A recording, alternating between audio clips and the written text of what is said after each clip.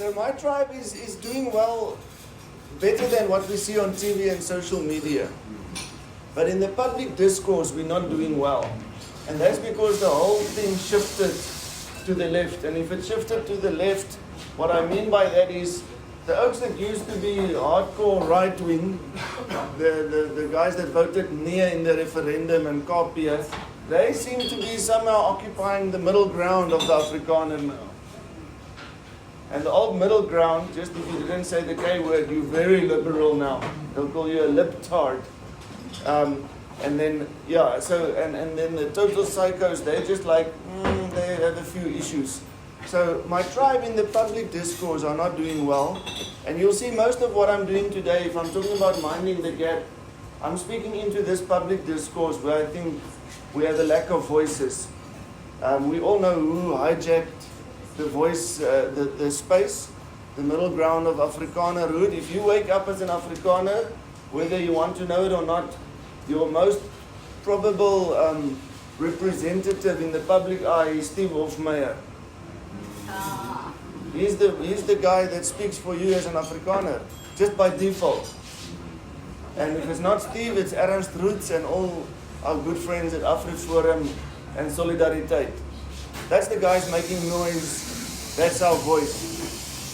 So, I'm not a shy person with negative body language. I've been hiding my clothing thus far. I've been hiding my hoodie.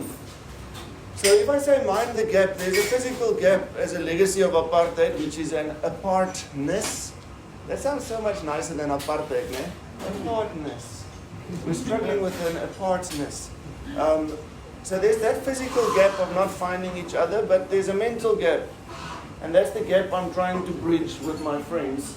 So if I say mind the gap, it's a way of thinking that isolates us, that makes us draw back into our lager, our mental lager. It might be midstream or state city or physical lager, but normally it's something in your mind where we draw back to. So now, today I'm not having a PowerPoint. I am having a point, but I'm experimenting, so I might need some help here holding on to stuff. But the concepts I'm going to convey are all going to be on me. And the first one is right here. If you get tired enough of something, you end up making a victim hoodie. This is a hoodie, if you don't know. And I'm sure all of you are aware of the concept of victimhood. Am I right? Yeah. So, first I'll start with a disclaimer. This is not just a victim hoodie, making fun of victims. This is a white victim hoodie. Actually, thank you, Heerden.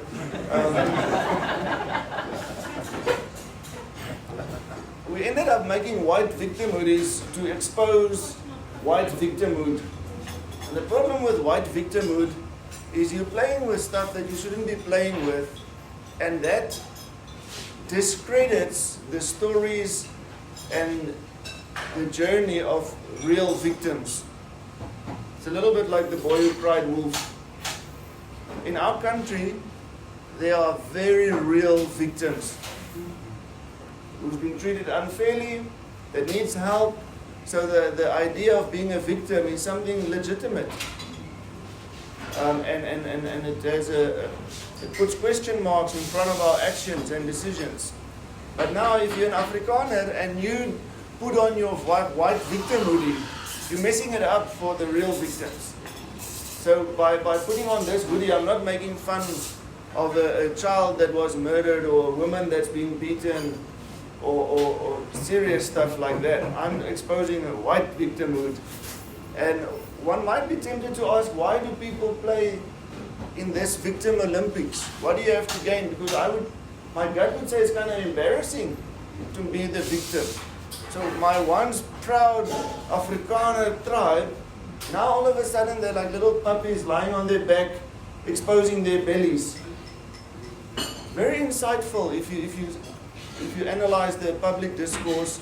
Why would this mighty tribe that takes pride in their strength, why would they be playing the puppy lying on its back, exposing the belly not to be bitten?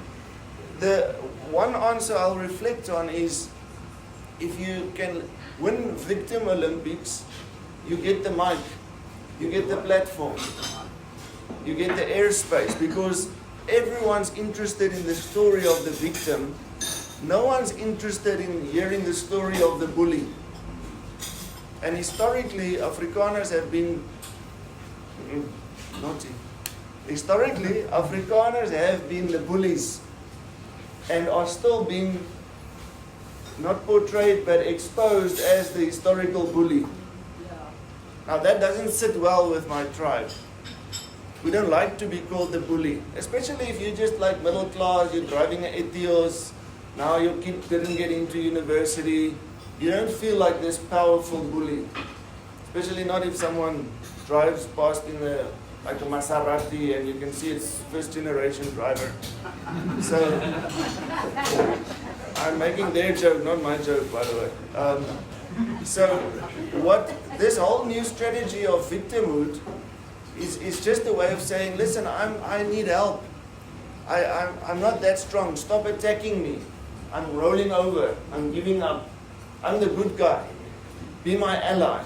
And they're very naughty, because the main tools you'll pick up every day for white victimhood is BEE. Just yesterday I spoke to someone, his brother is immigrating because he works at Nedbank, and he knows he will never get a promotion because he's reached the ceiling.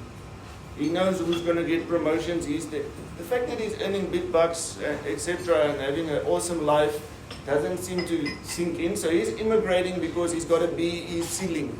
So he feels like a huge victim.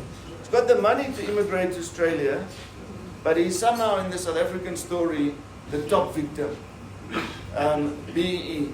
Quotas in sport is another thing that makes white people feel like victims. Not like millions of us were lining up to represent our national rugby and cricket teams. There's maybe 100 of them. So the number of people really being affected by quotas in terms of professional sport is really minute for the amount of people complaining about it.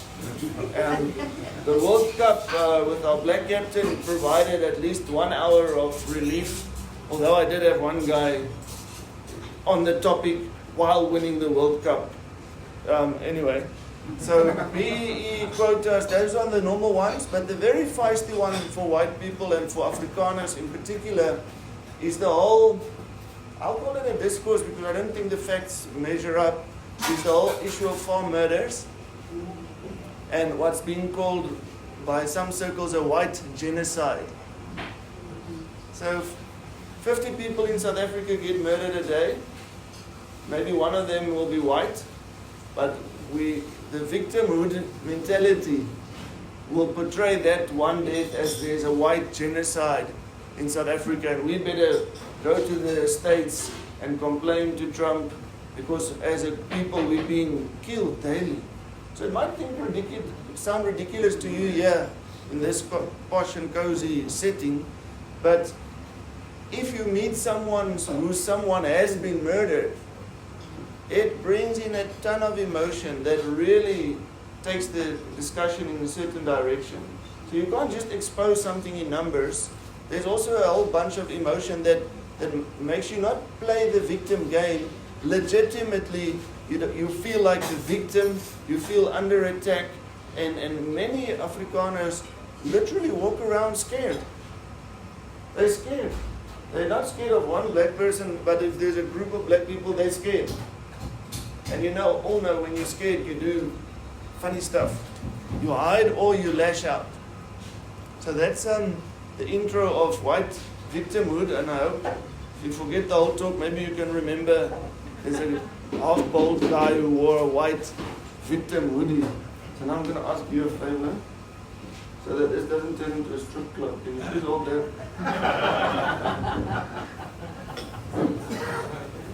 Alright, lekker. The PowerPoint is growing. Taken a long time to get Yeah. Did it here in the car in the aircon. So, were any of you here about a year or two ago when I was asked to talk about a little booklet, Time to Track? 1, 2, 3, 4. We just mentioned this morning that if you have a beard, you're half Afrikaner. So, welcome, broer. So, excited to get the hoodie. Were you in time to see the hoodie? This is a white victim hoodie.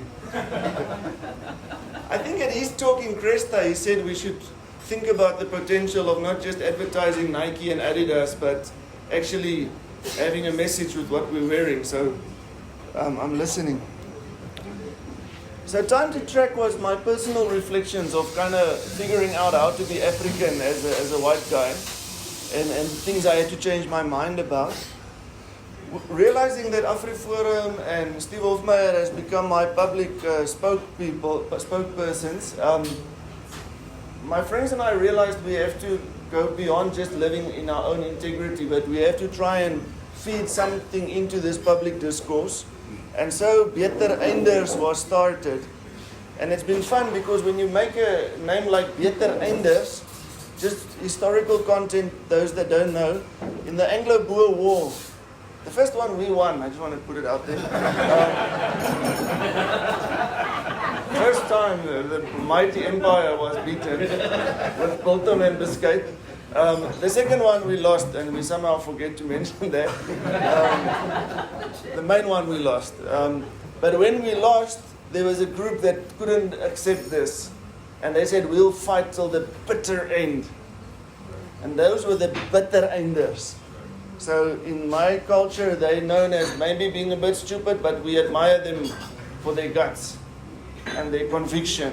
So the Beter Einders, bitter obviously means bitter, so hence the change from Beter Einders to Beter Einde.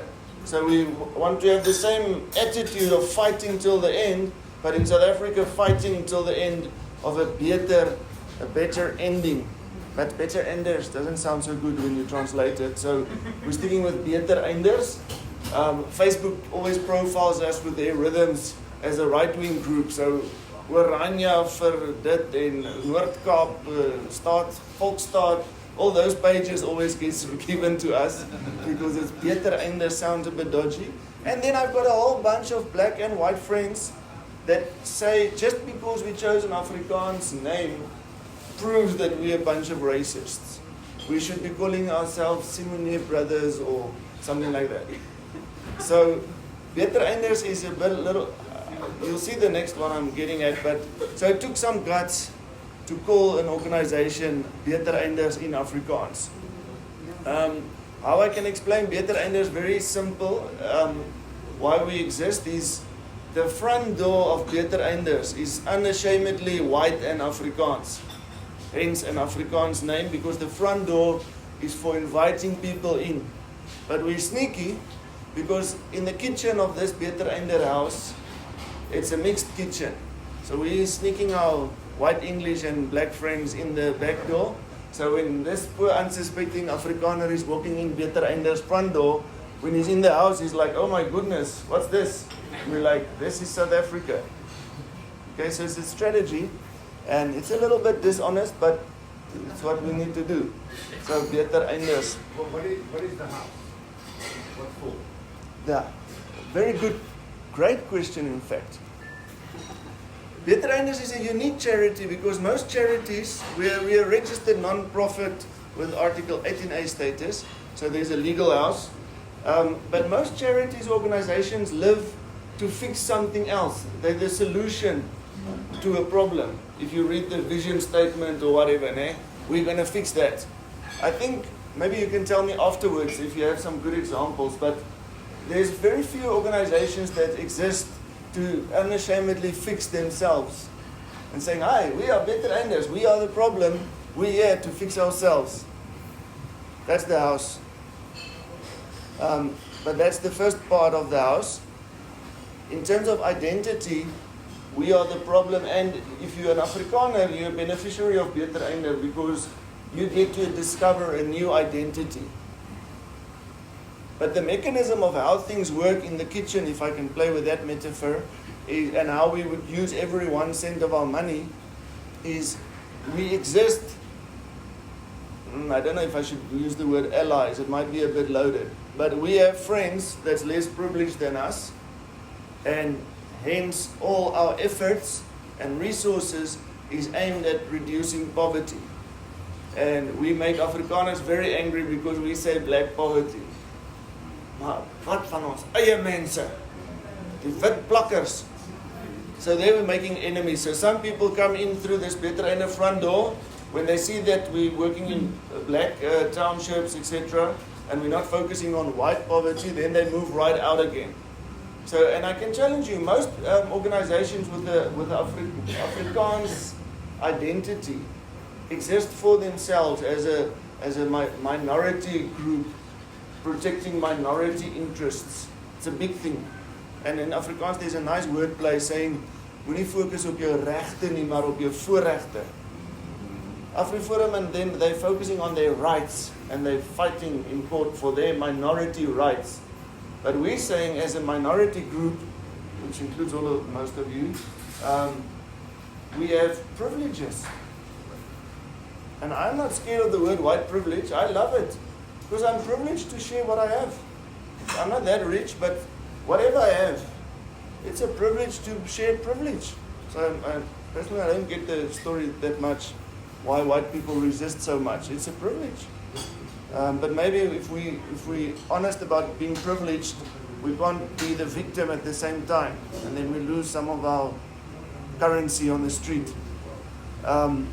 So we did beter einders, and beter einders try and, like the real stuff I can say is about helping to fix South Africa. I know that can sound arrogant, I'll get to that shortly. But as an intro, we're also helping ourselves. So I would typically start a conversation with the Afrikaner with, how do we build a future where our children will feel welcome, or will be welcome? I think at the moment they are welcome. There's like a few people making noise, but in South Africa, where I walk, I'm always welcome. So beter einders are trying to help Afrikaners to belong. And you'll pick that up in a big way. Or white people, I think for that one I can say all of us. We're trying to find ways of belonging here. On 16 December, for example, we were a bit naughty and we took our cars and we made a lager in Kameeldrift Township, which is a place where I have good friends for a long time. So it wasn't the risk. It's spectacular to see Facebook. Some guys wrote me and said, listen, these people, they won't interpret this the way you mean it. They're going to think you're really there for a fight. And you guys are going to be attacked. When they recognize the lager, they're going to come. So it's crazy what's in our minds. But we made a lager and we bribed and we celebrated the fact that who we had the need to shoot is now praying with us inside. So if there's a gelofte dag, a day of the vow, I would rather celebrate the vow I have as a Christian with what Christ did for me on the cross. And I would rather celebrate every year that who used to be an enemy can now pray with me on the inside. That's what I'm grateful for. I'm not grateful that we killed a bunch of Zulus how many ever years ago. So we did this move visually because we're trying to fix things one-on-one, but we're also trying to offer words into this public discourse, like I said at the beginning, that's moved and became a little bit weird in our country. Beter einders is very simple. People ask me, well, how can I be a beter einder? Our slogan is Wees een, which is a pun. Be one. Hey, wait. We included the English, very Christian. Beter einders, it says be one. You see, so you're invited to be one. Being one means being a beter einder, but it also means being one, as in being united. So, to be a beter einder, there's three values, and normally people have values and they don't care about it. We literally exist to live our values, and the three values, they're normally in Afrikaans, but I'm going to translate. Stop complaining, do good, and work with everyone. And if you think deeply about it, I can write a thesis about these three things. So We spent our time and effort not to be smart, but to take the smartest things and make it as simple as possible. If you can just get every Afrikaner or white person in this country to stop complaining, we'd be living in heaven. Because it's the people who have the most that complains the most. The people who are suffering in this country aren't the ones complaining. It's the ones in the Prado complaining about the pothole. So that's where we got stuck. So we literally encourage people not to complain, to do good. To do, in Afrikaans it's very nice because we say doen goed, which means just do stuff or do good. But in a world of, I was very naughty with the invite. I just took all the random crazy words I didn't understand and I put it in there and I thought that will confuse the hell out of them. But one word I made up in there is couchology, which is the whole discipline of sitting on your couch and doing nothing. So just to do something in real life, and doing something doesn't mean posting on Facebook.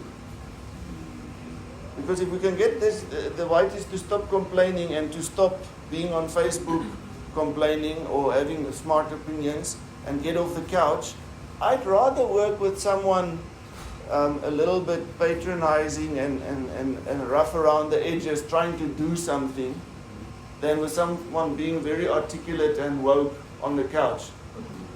That's just me. I had the joke last time, I don't know if I said it, but when I was in that class at university being taught, I couldn't understand what they're up to because they were always saying, I'm condensating. And I'm like, where is the condensation? So those little things, we can figure them out along the way, how to be less condescending and this and that. And this is this thing which I call the impasse of pinkness. As a white person, we do white work, where we analyze our racism. And in the week I was with a bunch of people and we tried to make a list of all the derogatory terms black people have for white people. We didn't even get to 3. Umlungu isn't really one. And the closest we ended up being is people kind of like calling us pink. You're not even white, you're actually pink. Some advanced, they say apricot. But we're pink. I think the stab in the pinkness is maybe because of a pig is pink. But we're pink. So we have to deal with our pinkness. Okay? And you have to be a nice, polished little piggy. Yeah, you go. Let's stick with the pink pigs. But this impasse of pinkness, I'll sum up in the phrase, damned if you do, damned if you don't. If as a white person you're sitting here and you realize by God's grace, wow, our history has been awful, I've been baptized in white privilege, what now? Good luck. Good luck for those next steps. Because you'll be exposed as the ultimate racist in your effort to get rid of your white privilege. They prefer Ben in his couch doing nothing with his beard because he's the proper enemy. He looks like the enemy, he is the enemy, and we can label him as such. But when you're trying to learn how to empty yourself of your privilege, you're going to mess up. I'm not going to go to the victimhood at all. But just for honesty's sake, there's some parallels that I'm hearing that I'll maybe say to my very close friends, but not in a public place like this. So we'll delete this. But sometimes it doesn't fit to see an actual white person actually trying to deal with privilege or to deconstruct their own whiteness. Because we learn that whiteness isn't a skin, it's an attitude or an idea. So once we try and break that down, I'm just warning you, it will make very smart people, some of them very uncomfortable. So if you go into a township, not even handing out anything, just visiting a friend, someone will typically say, that one has got Messiah syndrome, always wants to save us. But if you don't go to the township, they'll say, you live in South Africa, you've never been in a township. What is wrong with you? I was at a church on the weekend with a white dominee asking me to speak about integration and reconciliation. And I looked for someone on his Facebook, and I saw out of his 514 Facebook friends, every single one was white. The one white oak's name was Tabu, but he was still white. And this is the dominee that wants me to help him with reconciliation work. So the obvious thing is, dominee, your friends can't look like this. Start micro, get to know people, live in the real South Africa. But now if he puts that first friend on Facebook, real friend, become friends on Facebook, oh, that's your token black friend. So then he'll be discouraged to put that black friend on, make friends with him on Facebook, because then he's the oak with 513 white friends and one black friend as a token friend. And he'll be getting jabs, which will quickly put him in his place back to only white friends being the bad guy in the story. And he'll stop his journey. So that's the impasse of pinkness. And some of it I understand, because there are some people that put a fake black friend. Typically all the racist defense is always, but I have a black friend. I'm not racist. Surely that's a horrible excuse. When you do something stupid, is to say, but some of my best friends are black. That's a horrible and dumbass excuse.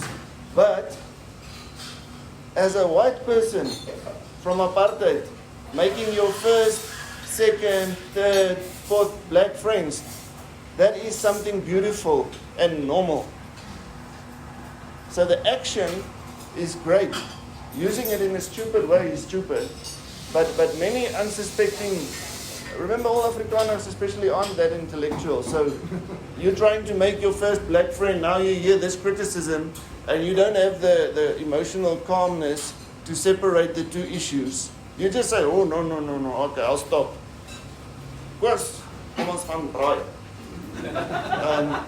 Because when you tried, you got burnt. But I'm going to get to being burned as a nice pun in a second. That's again. This is better than this. I'm becoming thinner, eh? You thought I was just out of shape. This shirt, we had the necessity because it takes us out of this impasse of pinkness. We wanted to print the whole sentence, Beter Einders, the Vrye Weekblad newspaper did an article on Beter Einders, and the lady who wrote the article said, she quoted me, but I think she made it up. She said, Beter Einders is iets tussen windgat en pathetisch. So here, literally, Beter Einders is iets tussen windgat en pathetisch. So it's something between pathetic and arrogant.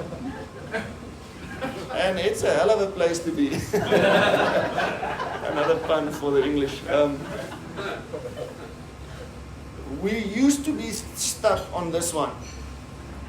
Windgat, arrogant, unrepentant, too strong, too arrogant, too much confidence. This is where this used to be our proper sin. And we still have it. We still have it in our DNA. We just hide it better. The most beautiful part of being a windgat is, we have the saying, a boer maak 'n plan. I have a black friend who changed that one around, but I realize I can't say that. But some people make clear planner. So our desire to fix things is part of what makes people think we're that arrogant and windgat. Because typically, again, the pinkness impasse, if you don't do anything, it's because you don't even care.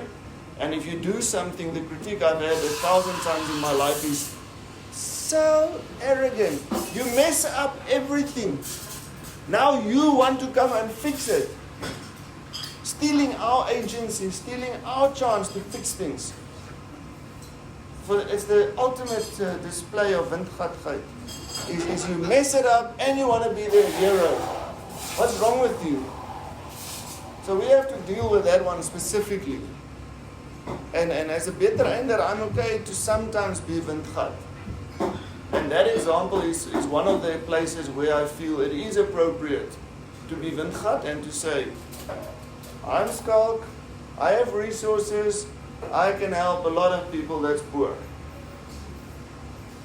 That's the art of realizing your white privilege. It's power. So power is something that you can share. But in sharing your power, you are affirming that you're having power. Otherwise, you don't have anything to share. The petrol in my car is power. The money in my wallet is power. The car is power. The ability to drive around is power. The clothing in my house is power. The food in my fridge is power. But in sharing power, it's an admission that you have it. So it's very tricky to be windgat in a humble way. Because there's a fine line in being, is there a word like apologetic? Without being a Christian discipline. Being apologetic about where you're from, but not so apologetic that you're not willing to say sorry and to show your sorry in actions. So when we as beter einders embrace our arrogance, it just means we embrace our place in this story as the bad guys, having to be not the solution but part of the solution. And that is why in our three values about not complaining, doing good, the third one is so critical, because AfriForum members can also say they don't complain, well, some of them, and they're doing good, they're fixing potholes, what. But that's why we're very strict on the third one, saying work together. Werk saam met almal. So if there's a group fixing potholes, it has to be a white and black group together. Or just a black group, but not just a little white group going around fixing potholes. That's the temptation. But you can still be part of the solution. So that's the good windgat, is to accept your own agency and your own power, and to deconstruct that by sharing that. And to some people that will always be patronizing, paternalistic, all the big words I never used to know. To some people will always hate a white person doing a good thing. I used to be angry about that, and then I realized for some people that's part of the journey. Is what I need now for you is just to be bad. And that's okay, it won't stay there forever. But it's part of the journey, is you were hurt, and you have maybe daily bad experiences. So the last thing I need today is hearing what nice Afrikaner this Schalk is. I have a legitimate sympathy for that. And then I don't force and try and convince and have this whole argument I'm having now in that situation. In that situation, it's my privilege to be the bad guy. And it's my privilege to be the bully. Sometimes I am still the bully, and I perpetuate racism. So it's not like I'm sinless with an unfair attack, but in this journey of mine trying to figure it out, I must also embrace the fact that I'm Umlungu. And I'm one of the people that's very happy to say, maybe I'm African, maybe I'm not, maybe I should first deserve it.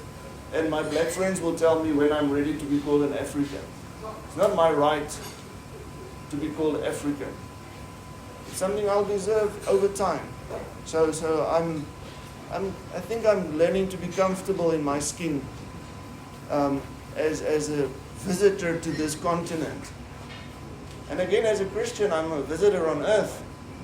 So this is a good training ground as a whiting. I'm a visitor, and I should behave like a good visitor. And when I visit people in real life, I keep myself handy. I wash the dishes, I help to dry, I bring a gift. That's what a good visitor does. I'm not the hero, I'm not the Messiah, but I'm a good visitor. It's part of my ethics, is to behave in a respectful way because I'm visiting.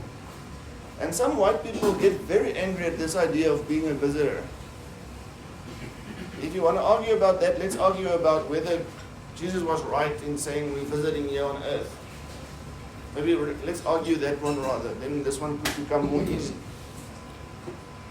But maybe we don't want to be called visitors or Europeans if we're insecure and we're wearing our victim hoodie, then it's not so nice to be called that, because we're feeling under attack. We're not feeling at home. We're not happy with our friendships.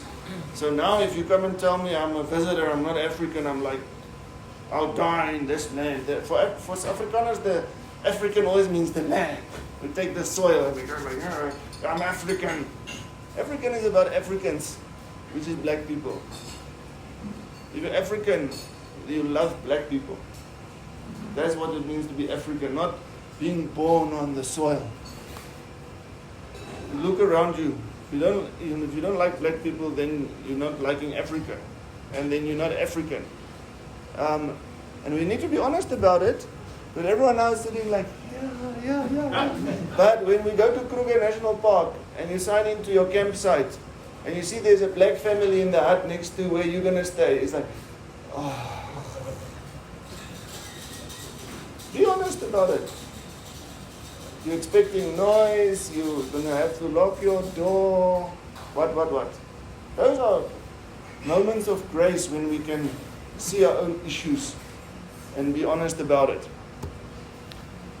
Iets tussen windgat en patheties. Most things, this attitude that I've just explained about being a guest in Africa, not feeling at home until someone calls you African. That's the good part of patheties. That's the weakness side that we must also adopt. Not being the boss, but being brothers and being visitors in a good way. So by default we're between windgat and patheties, but also as you try and figure out your place in South Africa, you can gravitate towards both these sides. And maybe it's a wave or it's simultaneous if you're very smart, but we must hold both these things, our weakness, our uselessness, our softness, our apologetics, our I'm sorry about apartheid attitude. We must always hold it. But we mustn't hold it so badly that we just lie there defeated on the couch forever, the sorry bad guys. That's not going to help anyone. All right, it's us again. This is the last one. Remember how many you've got on in case you take them out. Yeah, that's why I'm realizing it's the last one now.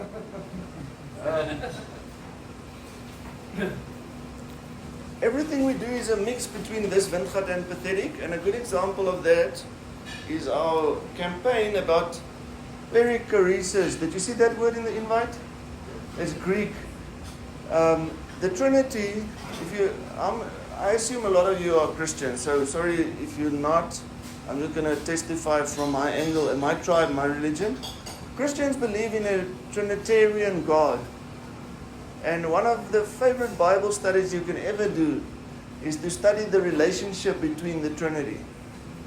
And that relationship between the Trinity is a very respectful, beautiful dance where Jesus would say, I do nothing except through my Father. And the Father would say, this is my beloved Son in whom I delight. And where the Trinity will point out the prominence of the Holy Spirit that will actually be your comforter. So the Trinity is always pushing the other one forward in a loving, respecting way. And the Greek theological word for that opening up is perichoresis, and it's best translated as a dance. The Trinity is not a static entity. The Trinity is a dance between three persons, and the dance shows love because the dance is in a constant state of making space, inviting in. So as a Christian, if you're made in the image of God, you're invited into a dance that is always inviting in, stepping back, then being pulled in. I can't dance, that's how far I'll go. This dance of the Trinity, if you're made in God's image, it's not because you look like this, you're made in the image of the Trinity. This capacity for this space-making dance, which some of you might recognize as the word love, that's our invitation. And now, going from high theology to very practical in Joburg, we have this campaign where we have a device, let's call this a device, This device is used in 3 ways. For some people, it's a bookmark to put in their Bible, and it leads to a lot of prayer. Other people see it as a reminder, and they put it on their dashboard in front of their car.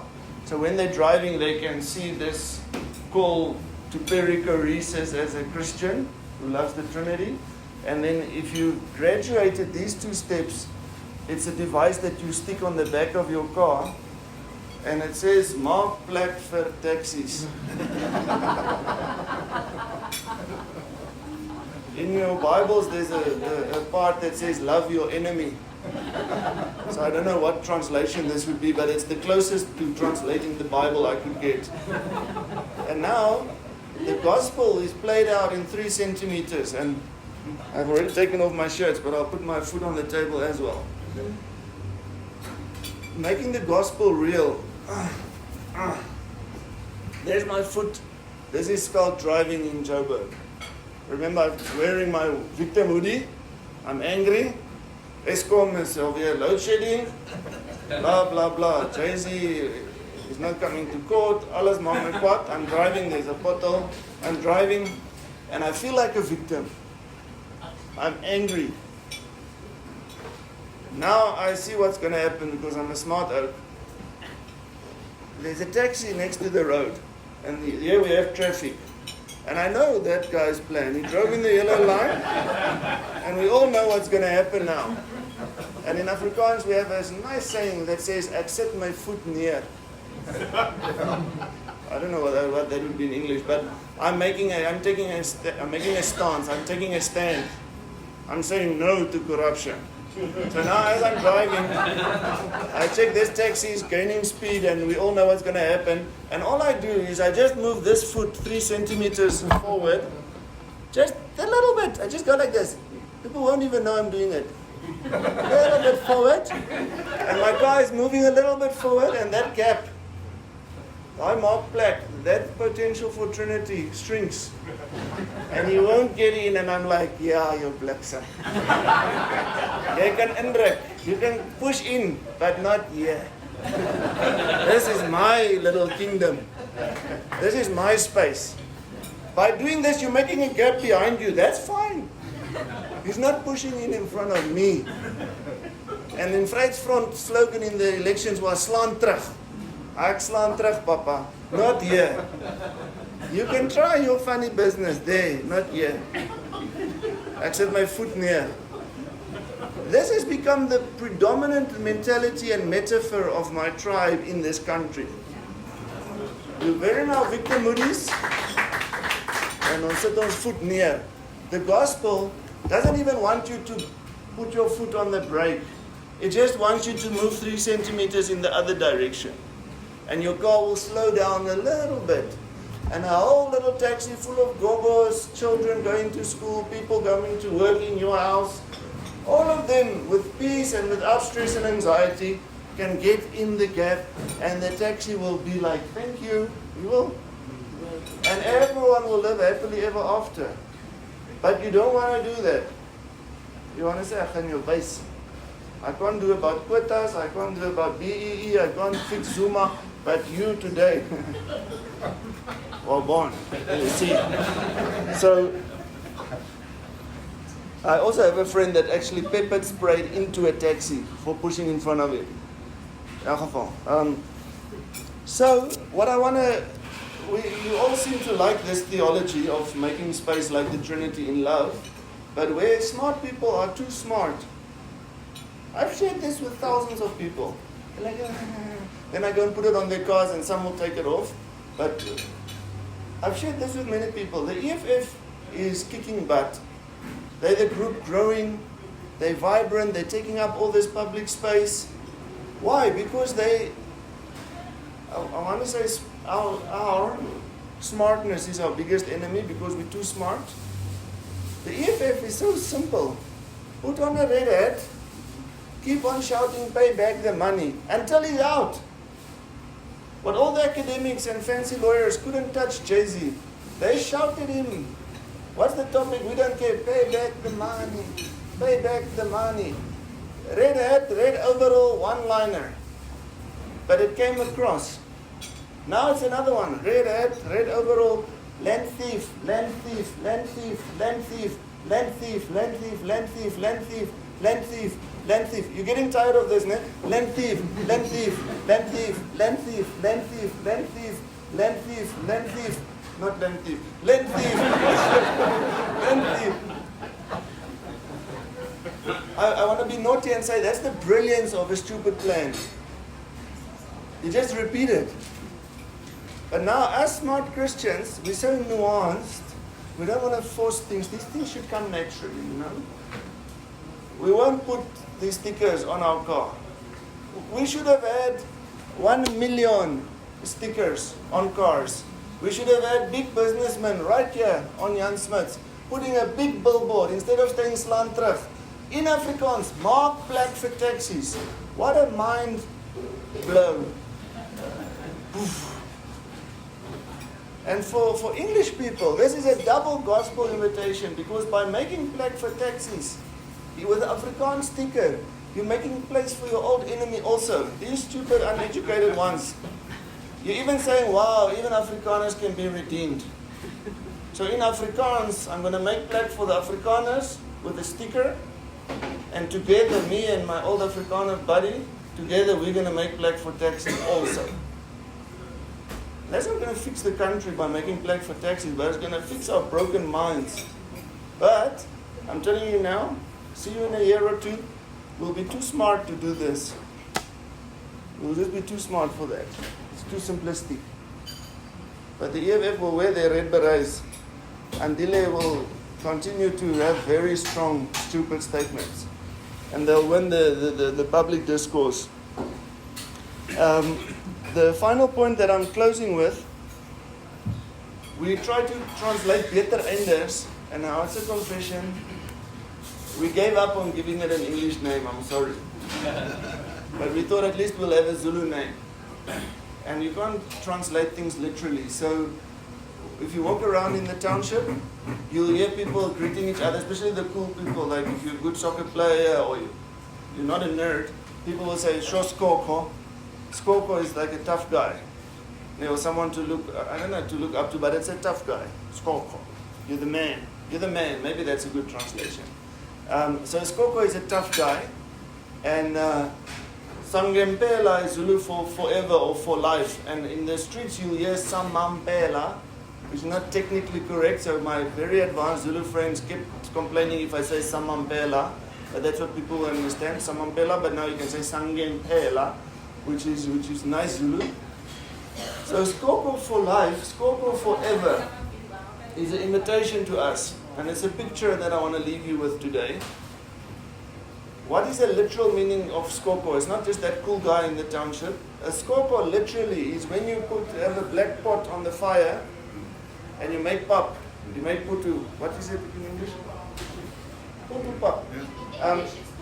Pap. It's pap.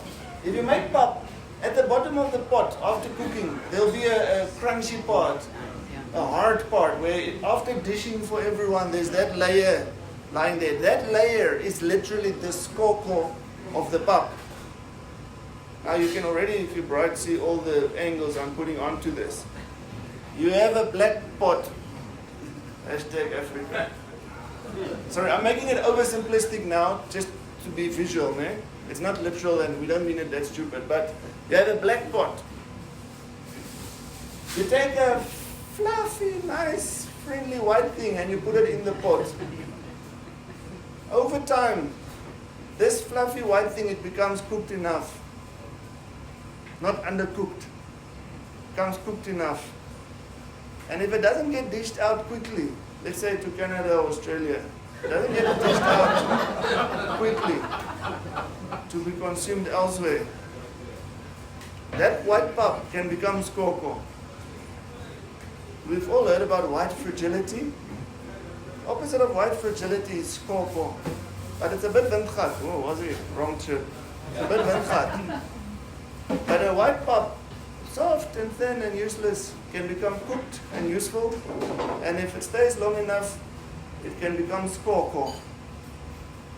And it's an invitation. Even if to learn new words, you can become skoko. Now, the right-wingers, they all know one quote of Cyril Ramaphosa that they always share that. They say Cyril was quoted, and he did say that, I think more as a joke, but he did say that, but they are petrified. They said Cyril is quoted as saying about the Afrikaner, it's like a frog. You don't put it in the boiling water, you turn up the heat a little bit by little bit. So when the radical ANC or AFF members talk to Cyril, President Ramaphosa, they say, no, you're too gracious, you're too kind, you're in bed with white monopoly capital. Then he says, no, don't worry. These frogs, we're going to cook them slowly, make them swim comfortable, part of the EE, and then we'll turn it up till the frogs are killed. That's the right-wing interpretation of that quote. I want to change it today and say, if you're in this pot and there's more fire underneath, the fire, you're not a frog. The fire underneath is going to make you a skoko. It's going to make you a tough guy. It's going to make you resilient. It's going to make you useful. It will give you staying power. I won't say hashtag staying, I'm staying because that makes other people world angry. But it's going to give you real staying power. The more fire, bring it on. I'm becoming skoko. I'm not fragile. I'm not going to be upset about every little thing. So skoko sangempela is literally an invite to be a beter einde. Fighting till the end. Even if you get burned. Oh, I lost my job due to BE. Good, you burned. Stay in the pot. Be strong. You'll be double good for your next company. Because you've went through something. You had to adapt, learn more. Be skoko. So that pathetic one is done. Alright, I'm going to stop right there by inviting you to be skoko sangimpelas. And I don't have another shirt, so...